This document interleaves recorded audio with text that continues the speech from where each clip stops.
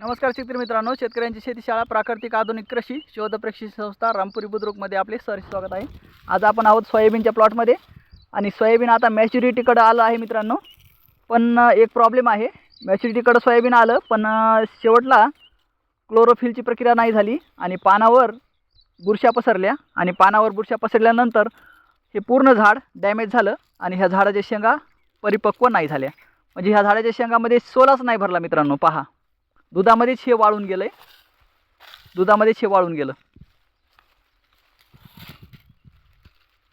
दुधामध्येच वाळून गेलं, काहीच नाही आहे। काय दिसतंय का? बारीक आहे, ज्वारीसारखे एकदम, ज्वारीसारखे दाणे आहेत एकदम बारीक।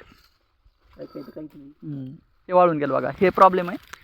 हे प्रॉब्लेम असा होत नाही आपल्या इथं। जर समजा आपण बायोमिक्सची ड्रेंचिंग केली एक वेळेस फरक थोडा रिझल्ट